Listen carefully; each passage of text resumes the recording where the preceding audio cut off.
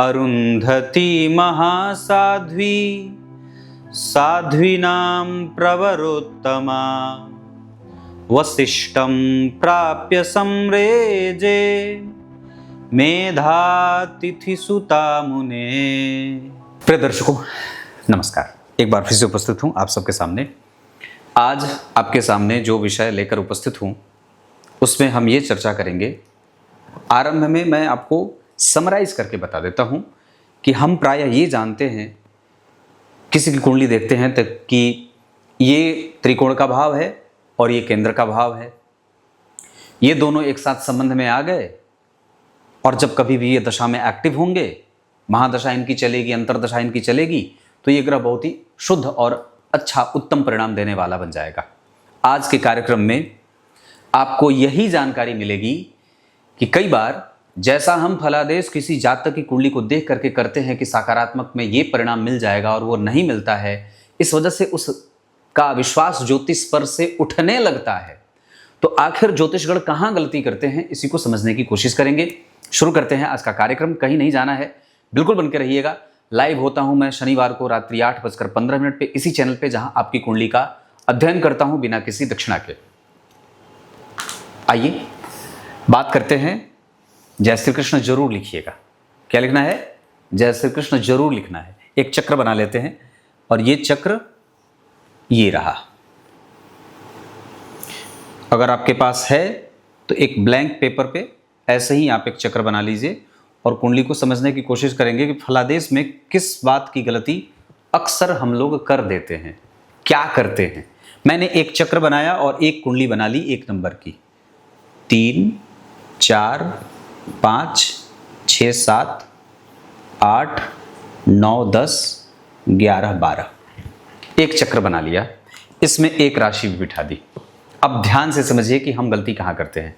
हम लोगों को ये लगता है कि केंद्र और त्रिकोण के स्वामी जब कभी भी एक्टिव होंगे महादशा में तो वो अच्छा परिणाम करेंगे। अभी तक हम यही सोचते आए हैं, होना भी चाहिए। लेकिन कब ये सूत्र फॉल नहीं करता है, कब ये महादशा और अंतरदशा में जब एक साथ एक्टिव होते हैं तो कब ये प्रतिकूल परिणाम करने लगते हैं, कब ये केंद्र और त्रिकोण के स्वामी महादशा अंतरदशा में अच्छा परिणाम नहीं करते हैं, इसको समझते हैं। क्यों नहीं करते हैं? अब जरा ध्यान से देखें तो यहां मेष लग्न की कुंडली में 12वें भाव के साथ साथ 9वें भाव के स्वामी देवगुरु बृहस्पति होते हैं। लग्न के साथ साथ जन्म कुंडली के 8वें भाव के स्वामी मंगल होते हैं और जन्म कुंडली के तीसरे के साथ साथ 6वें भाव के स्वामी बुध होते हैं। केंद्र के स्वामी हो गए मंगल, चंद्रमा, शुक्र और शनि। त्रिकोण के स्वामी हो गए सूर्य और गुरु। मैंने क्या बात कही? केंद्र का स्वामी जब कभी भी त्रिकोण के स्वामी के साथ एक्टिव होता है महादशा अंतरदशा में तो बड़ा शुद्ध परिणाम करता है या बेहतर परिणाम करता है। लेकिन कब वो परिणाम नहीं करता है तो उसके पीछे आचार्यवर लिखते हैं कि ये मंगल या ये सूर्य या ये मंगल या ये शुक्र नहीं, शुक्र को अभी रहने देते हैं, आगे इसको समझेंगे, या ये बुध, मतलब ये ग्रह इस कुंडली के लिए जैसे त्रिकोण के स्वामी हो गए सूर्य और गुरु। अब इनका जब भी संबंध जन्म कुंडली में किसी भी पापी भाव के स्वामी के साथ होगा। मैंने यहां शुक्र को इसलिए नहीं घेरा है क्योंकि ये इस कुंडली के लिए मारक ग्रह होते हैं, पापी नहीं होते। मंगल की राशि को इसलिए घेरा है क्योंकि यहां पे निर्णय लेने में हम कई बार कंफ्यूज हो जाएंगे, क्योंकि मंगल लग्नेश है।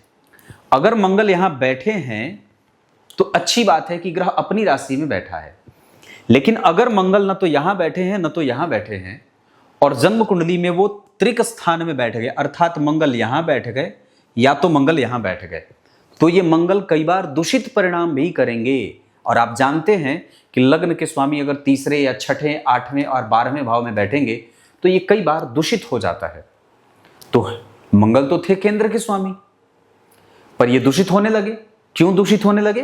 क्योंकि इनका संबंध तीसरे या छठवें, 8वें या 12वें भाव से भी हो रहा है।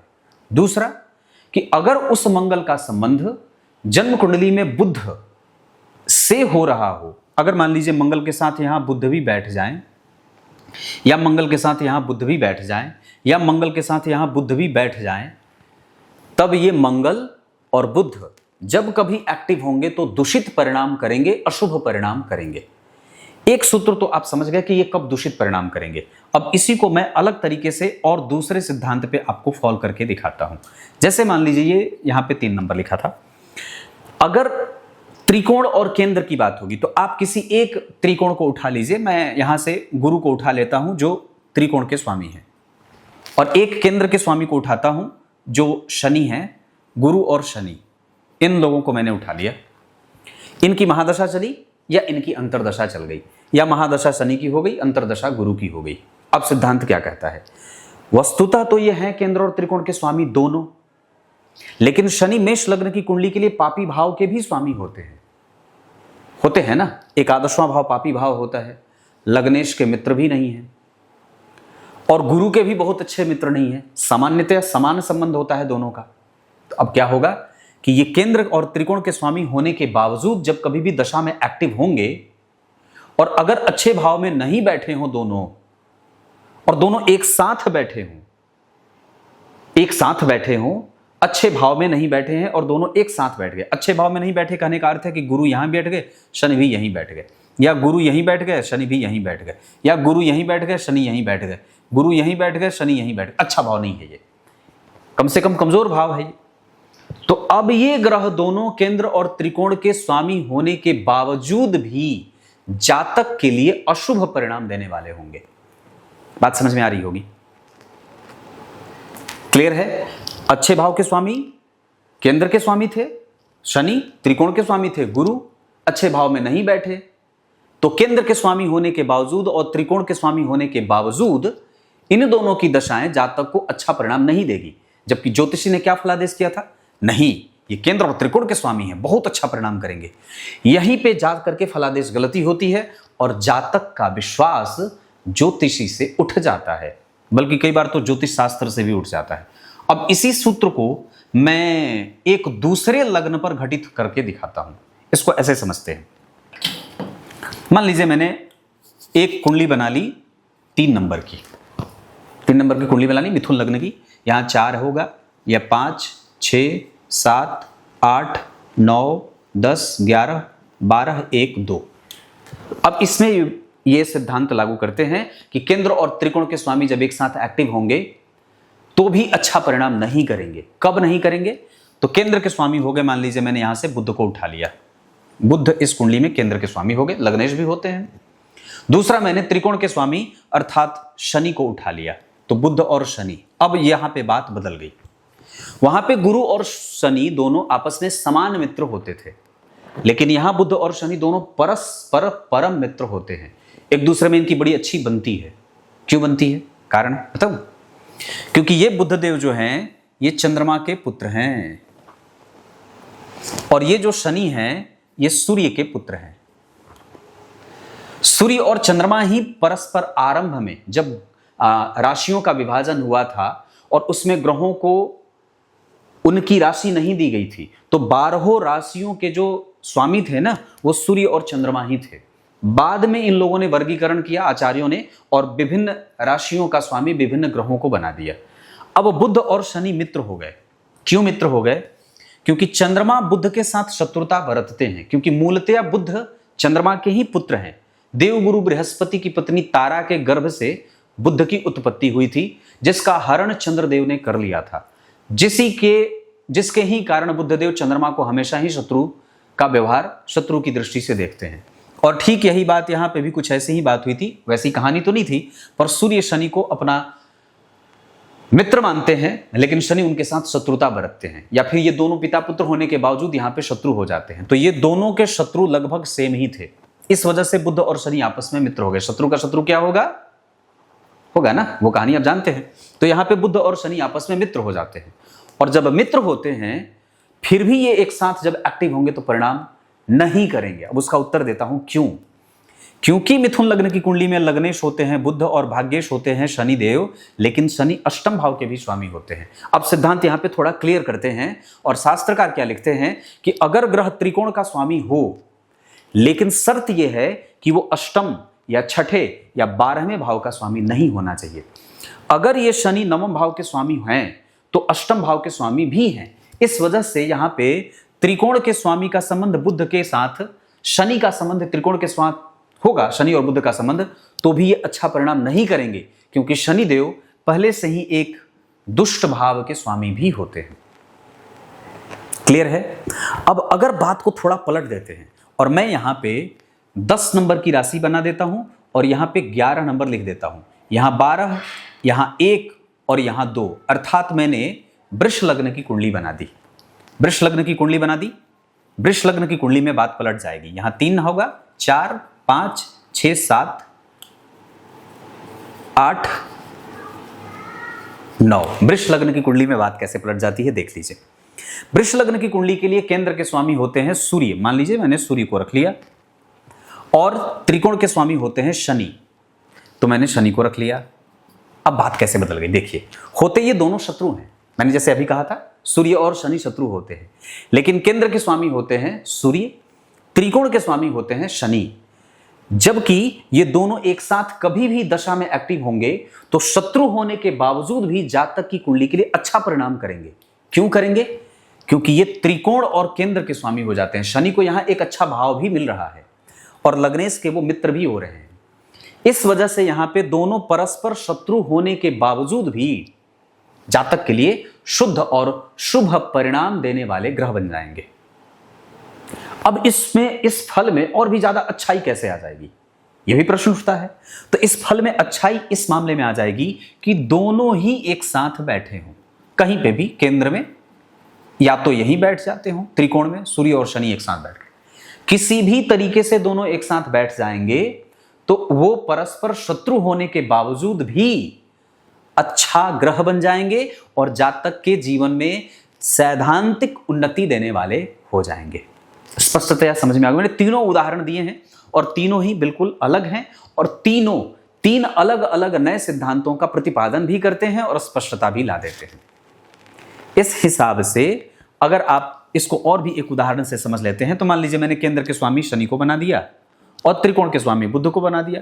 अब होगी क्या बात, इसको भी थोड़ा समझ लेते हैं। अगर त्रिकोण के स्वामी शनि हैं और केंद्र के स्वामी शनि हैं और त्रिकोण के स्वामी बुध हैं, तो ये होते भी मित्र हैं और त्रिकोण और केंद्र के भी स्वामी हैं। इसका अर्थ होगा कि वृष लग्न की कुंडली के लिए जब कभी भी बुध और शनि एक साथ एक्टिव होंगे तो ये 1,00,000% अच्छा परिणाम देने वाली बात हो जाएगी ना, क्योंकि वो जन्म कुंडली के पंचमेश होते हैं, धन भाव के स्वामी होते हैं, लग्नेश के मित्र भी होते हैं और केंद्र और त्रिकोण के स्वामी भी होते हैं और एक दूसरे के भी मित्र होते हैं शनि और बुध। मैंने यहां पे बताई थी बात। तो शनि और बुध परस्पर केंद्र और त्रिकोण के स्वामी होने के कारण जब कभी भी दशा में एक्टिव होंगे तो ये जातक के लिए बड़ा ही अनुकूल और श्रेष्ठ परिणाम करने वाले ग्रह बन जाएंगे। क्लियर है? लेकिन अगर वहीं पे जन्म कुंडली के 6वें भाव के स्वामी शुक्र होते हैं, अगर ये शुक्र किसी शुभ ग्रह के साथ नहीं बैठे हों, तब ये कई बार गड़बड़ी हो जाएगी। मान लीजिए शुक्र यहां बैठे हैं और यहीं पे वो मंगल के साथ बैठे हों या तो गुरु के साथ बैठे हों, तब ये गड़बड़ पोजीशन हो जाएगी। फिर ये शुक्र को प्रभाव में कमजोर करने वाली बात हो जाएगी। क्लियर है? जैसे मैंने मंगल के बारे में पूर्व में बताया था। इतनी सारी बात है। कितने मिनट का कार्यक्रम बना? 14 मिनट का हो गया, काफी है। तो ये मैंने इतनी बात कही। इसको आप जब समझ लेंगे तो ये स्थिति स्पष्ट हो जाएगी कि आप फलादेश करते समय क्या देख रहे हैं और जातक को क्या बता रहे हैं। जब तक इन विषयों का अध्ययन समग्र रूप से नहीं हो जाए तब तक फलादेश करने का कोई अर्थ नहीं है, वो सब भूसा है। अब आइए, कार्यक्रम के आरंभ में मैंने जो श्लोक पढ़ा था उसका अर्थ बता दूं। मेधा तिथि चंद्रभागा नदी के तट पर, चंद्रभाग पर्वत पर, पर्वत के नीचे, चंद्रभाग पर्वत पर, चंद्रभागा नदी के तट पर मुनियों के साथ और ऋषियों के साथ बैठकर यज्ञ कर रहे थे। तपस्या नहीं, यज्ञ कर रहे थे। उसमें जाकर के ब्रह्मा जी की पुत्री, जिनका नाम संध्या था, अपना शरीर त्याग देती हैं, जला के भस्म करती हैं। बाद में एक सुंदर कन्या के रूप में फिर से मेधा तिथि को एक कन्या प्राप्त होती है जिसका नाम वो अरुंधति रखते हैं, और ब्रह्मा जी के पुत्र वशिष्ठ जी से उनका विवाह होता है। ये विवाह इतना बढ़िया हुआ, इतना धूमधाम से हुआ, इतना प्रसिद्ध हुआ कि ब्रह्मा जी भी आए क्योंकि उनकी पुत्री का विवाह था, नारायण भी आते हैं और साक्षात भगवान शंकर भी आते हैं। विवाह होता है और फिर ये कथा यहीं समाप्त हो जाती है। अब आगे की कहानी कल से शुरू होगी।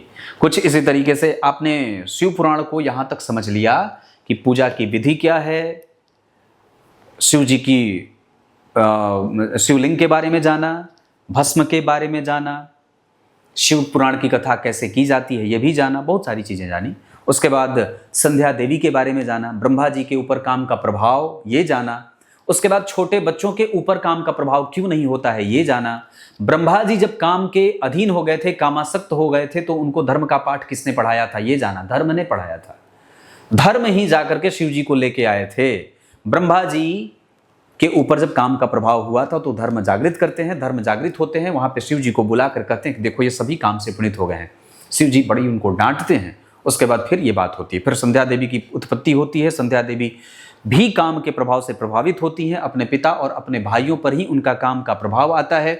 बाद में उन्हें जब इस बात का एहसास होता है कि ये गलत है और उन्होंने महान पाप किया है, तब उन्होंने कहा कि मैं इस शरीर का परित्याग कर दूंगी, इस शरीर के साथ मैं इस धरती पर अब नहीं रहूंगी। बाद में शिव जी की तपस्या करती हैं, बहुत वर्षों तक तपस्या करने के बाद वो अपने शरीर को वापस यज्ञ की अग्नि में जलाती हैं और शिव जी की तपस्या करके उनको प्रसन्न करती हैं। बाद में उनसे 3 वरदान मांगती हैं। उन 3 वरदानों में पहला वरदान कि किसी भी छोटे बच्चे, बालक के ऊपर या जीव के ऊपर जो तुरंत ही जन्मा हो, एक निश्चित आयु तक उसके ऊपर काम का असर न हो, मेरा पति सिर्फ मुझे ही प्रेम करे, मेरे प्रति ही काम का भाव रखे, अन्य किसी भी स्त्री के प्रति अगर कभी भी वो काम का भाव रखेगा तो वो नपुंसक और तुरंत नपुंसक हो जाएगा। ऐसा 3 वरदान मांगा। उन्होंने फिर कहा कि मुझे एक और वरदान दीजिए भगवान भोलेनाथ से कि मैं प्रसिद्ध हो जाऊं। तो वही संध्या काल जो होता है, दिन का एक काल होता है ना संध्या काल, वही संध्या है। हम प्रतिदिन उनका नाम याद करते हैं तो हमारे पुराण जो हैं वो बड़े धनी हैं। हमारी निकृष्टता है, हमारी कमजोरी है कि हम उसे पढ़ते नहीं हैं, या फिर इंटरनेट पे जाते हैं, गूगल से सर्च करते हैं, पता नहीं कहाँ कहाँ जाते हैं। लेकिन वस्तुतः आपके पास आपके जो ग्रंथ हैं वो बड़े मजबूत हैं, आप उनको पढ़िए। आप गूगल के पास जाने की आपको कोई आवश्यकता नहीं पड़ेगी। ग्रंथ आपका सच्चा मार्गदर्शक होता है। गूगल में गलती जानकारी भी कई बार टाइप कर दी जाती है, हो सकता है मिसप्रिंट हो जाए या मिस टाइप हो जाए, लेकिन यहाँ पे शास्त्रों में कोई गलती नहीं है। यहाँ पे सबकी प्रामाणिकता बिल्कुल ही व्याप्त है, मजबूत है। तब तक के लिए इजाजत दीजिए, कल एक बार फिर से उपस्थित होंगे। ऐसे ही नित्य कार्यक्रम देखते रहिए, कार्यक्रम को शेयर भी करिए, और तब तक के लिए बहुत बहुत नमस्कार।